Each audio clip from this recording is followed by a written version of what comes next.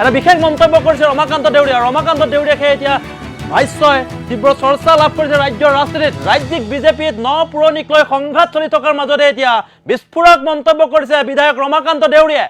ৰমাকান্ত দেউৰীৰ বিস্ফোৰক ভাষ্যই তীব্ৰ চৰ্চা লাভ কৰিছে ৰাজ্যৰ ৰাজনীতিত। ৰাইজে বিজেপিক বেয়া পাবলৈ লৈছে, ৰাইজে এতিয়া লাহে লাহে বিজেপিক বেয়া পাবলৈ লৈছে। ভাৰতীয় জনতা পাৰ্টি মানুহৰ প্ৰতি অনিষ্ট হ'ব, মানুহৰ প্ৰতি, আৰু লাহে লাহে মানুহ অনিচ্ছা হৈ আহিছে। বিগত কেইবাটাও দিন ধৰি অসম ৰাজ্যিক বিজেপিত যি ধৰণে খোৱা কোমৰা চলি আছে, নতুন বিজেপি পুৰণা বিজেপি ন পুৰণি বিজেপিক লৈ যি সংঘাত চলি আছে তাৰ মাজতে বিস্ফোৰণ ঘটাইছে বিধায়ক ৰমাকান্ত দেউৰীয়ে। বিজেপি এতিয়া গভীৰ সংকটত, বিজেপিক এতিয়া লাহে লাহে ৰাইজে বেয়া পাবলৈ লৈছে। এতিয়া এনেধৰণে থাকিলে বিজেপি দলটো এতিয়া এদিন ধ্বংস হ'ব, এদিন নিঃশেষ হৈ যাব বিজেপি দলটো।